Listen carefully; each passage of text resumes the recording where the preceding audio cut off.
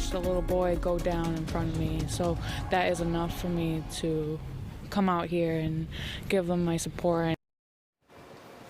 There is no explanation. And tonight at a park for this vigil. 5 people killed in last night's crash when the driver of an SUV plowed into the Christmas parade.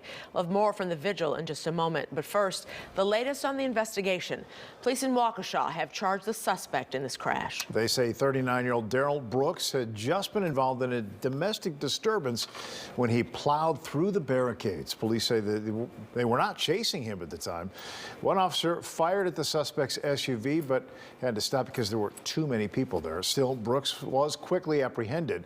His badly damaged SUV found blocks from the scene.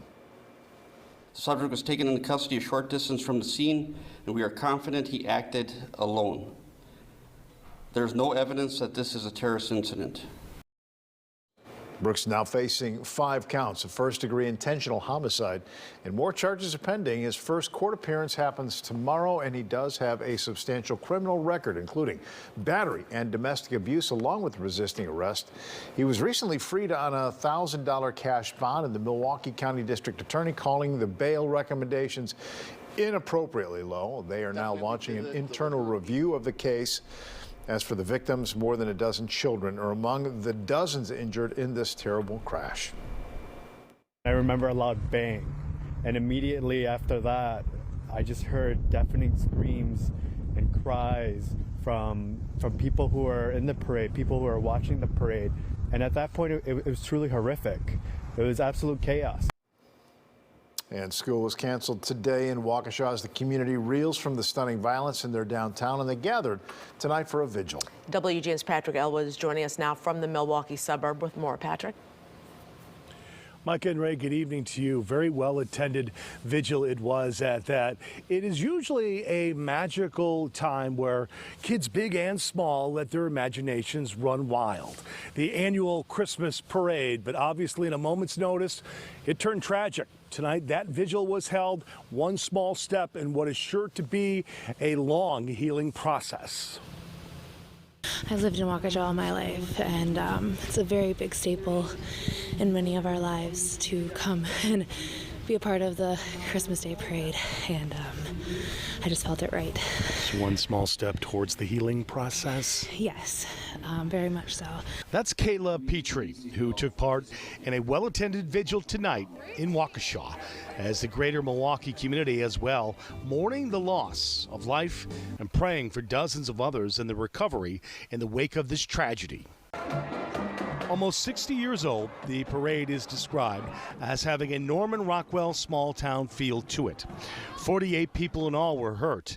They are recovering at 6 area hospitals.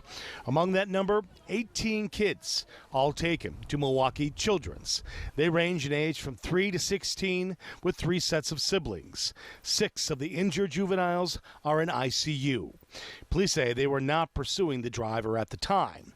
Authorities identified those who died as 79-year-old Virginia Sorensen, 71-year-old Leanna Owen, 52-year-old Tamara Durand, 52-year-old Jane Kulich, and 81-year-old Wilhelm Haspel. There is no explanation. Taylor Madrano was at the parade with her 1-year-old and saw things that she never could have imagined.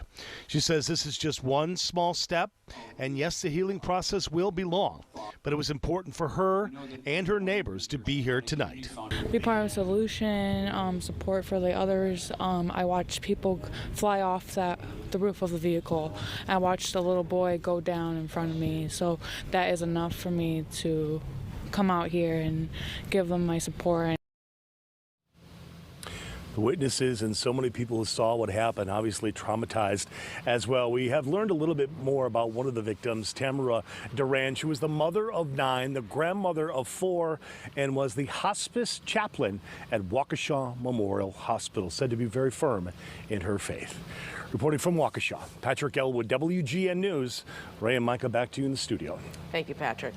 President Joe Biden speaking out today on the Waukesha parade tragedy. Last night, the people of Waukesha were gathered to celebrate the start of a season of hope and togetherness and Thanksgiving. This morning, Jill and I and the entire Biden family, and I'm sure all of us, pray that that same spirit's going to embrace and lift up all the victims of this tragedy. The president went on to thank first responders for working around the clock to both solve the crime and help the victims.